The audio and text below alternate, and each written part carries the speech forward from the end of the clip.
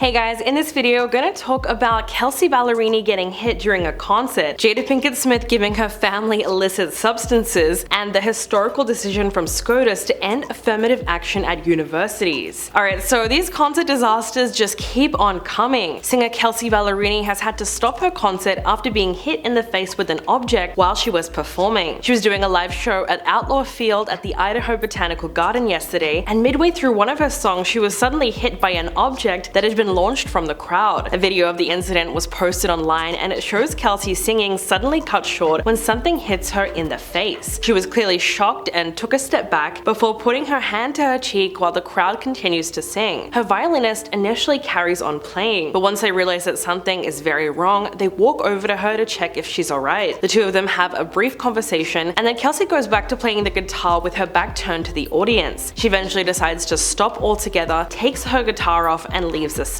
When she finally returns, she talks about what just happened and asks her fans not to throw things on stage. She said, "All I care about is keeping everyone safe. If you ever don't feel safe, please let someone around you know. If anyone's pushing too much or you just have that gut feeling, always flag it. Just don't throw things." A fan account by the name Chelsea Central then posted that footage online, and in the caption they wrote, "Guys, I know we all mean well. We all want to show Kelsea love in the best way that we know how and shower her with all the gifts, but throwing things on stage where artists are already so vulnerable is not the move. If you can't hand it to her, there are so many other options. Lord, give it to us. We will make sure that it gets to her. But please do not put her in danger again like this. I know you all mean well, but this is becoming a safety issue. We love you guys, but please make it stop." What we do know at this point is that she is back on stage and okay, but please know that if you do this, you're the reason why we can't have caps on our water bottles. This news follows several similar incidents like what happened recently with BB Rexa. While the singer was performing on stage at a New York venue, an audience member whipped a cell phone at her face, which struck her in the forehead and left her with a wound that needed multiple stitches. In a video that made the rounds on Twitter, you can see the shocking moment when the incident unfolds on stage. When BB gets hit in the head, she then turns and falls to her knees. She's rushed off stage by her team and the audience is left in shock at what just happened. A second clip that made the rounds on the internet also shows her holding her injured face with one hand, while waving to her fans with the other one as she's escorted off the stage by her crew. The audience responded by chanting her name in support. Turns out that the person who threw the phone has since been identified in a criminal complaint as 27-year-old New Jersey resident Nicholas Malvana. The worst part about all of this was his shady explanation. He was quoted saying, "I was trying to see if I could hit her with the phone at the end of the show because it would be funny." Thankfully, Nicholas has since been charged for the attack, and now his name is out there and he's being publicly dragged online. So obviously there is something really wrong with a person that would do this, since BB Rexa has got to be one of the most unproblematic celebrities out there. And even if she does have a few haters, you have to think about the fact that this person went to her concert, stood in the crowd just to do that, which makes it all the more bizarre. And it really proves that there is something going on with violence against performers these days, especially females. Sadly, the attack left BB with a painful looking injury across her face. She recently posted a selfie on Instagram where she's giving a thumbs up, and you can see the cut just above her eye where she needed to get 3 stitches to close the wound, and there was also significant bruising around her eye. Thankfully, she got a lot of support from her celebrity friends in the comment section of that photo. Just some of the ones who left nice messages were Katy Perry, Demi Lovato, Winnie Harlow, and Bonnie McKee. Despite going through all of that, she continues to hold her head high, and hopefully she'll be able to get back to her tour and put it all behind her. Alright, now what do you think about the Smiths? Will and Jada have already proven themselves to have a distinctive approach to parenting, but you'll never guess what that includes. Jaden Smith revealed his mom is the driving force behind their family's usage of psychedelics. The 24-year-old rapper was at the Psychedelic Science Conference in Denver this week, and he revealed that his mom was the one who introduced him to the substances. He said it was just her for a really long time, and eventually it just trickled and evolved and everyone found it in their own ways. Jaden claimed that using psychedelics helped him form stronger relationships with his sister and with his half-brother in a profound way. He said, "Siblings can argue so much and fight so much, and Lord knows me and my siblings have done so much of that in the past, but the level of love and empathy that I feel for them inside of the psychedelic experiences and outside of the experiences has been something that's profound and beautiful." Apparently the effects have been so powerful for the Smith family that Jaden claims he and his siblings were unable to work through these arguments. He said that it helped them open up their minds to get out of the old ways of thinking that got them into a lot of these fights in the first place. He says psychedelics makes room for you to work it out and massage it out until it's completely gone. While this might sound a little bizarre, Jaden has actually been very open about experimenting with substances over the years. In 2022, he talked about trying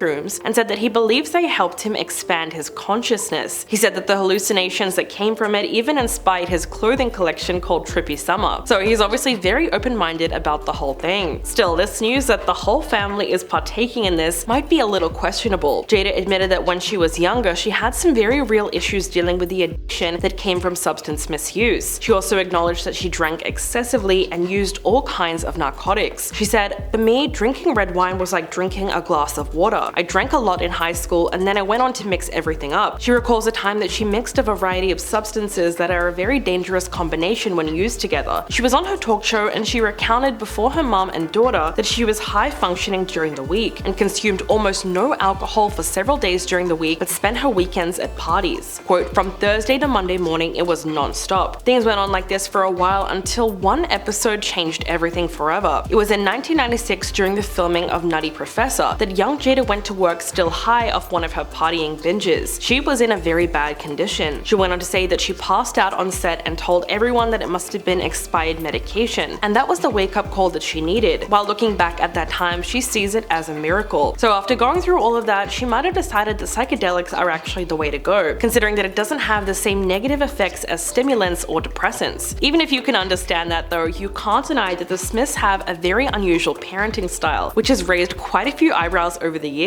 In fact, Will and Jada faced backlash in April of 2013 when they revealed that they don't believe in punishing their kids. Will spoke to Metro UK and said, "We don't do punishment. The way that we deal with our kids is they are responsible for their lives. Our concept is, as young as possible, give them as much control over their lives as possible." And when talking about the concept of punishment, they believe that it just has too much of a negative quality. Basically, their whole parenting philosophy is that they don't believe in disciplining their kids. But criticism of their parenting style really exploded in 2014 when a 13-year-old Willow was photographed in bed with the 20-year-old actor laying next to her. The whole thing even led to an investigation by CPS. In an interview with BBC Radio a couple years later after that drama, Will actually admitted that he and Jada might have gone a little too far in their hands-off approach, and maybe they should have kept a tighter rein on Jaden and Willow. Regardless of whether you think the Smiths were wrong in their parenting or not, there's no denying that it's led to two wildly creative artists. Now, what do you guys think about the fact that affirmative action is ending? The Supreme Court just ruled that race-conscious admissions programs at Harvard and the University of North Carolina are unconstitutional. The landmark ruling upends decades-old US policies on affirmative action, also known as positive discrimination. It's one of the most contentious issues in US education. Affirmative action was first introduced in the 1960s as a way to increase diversity. Now all of that is changing. The justices have sided with an organization called Students for Fair Admissions, which was founded by a conservative activist named Edward Blum. The group argued that Harvard's race-conscious admissions policy violated Title VI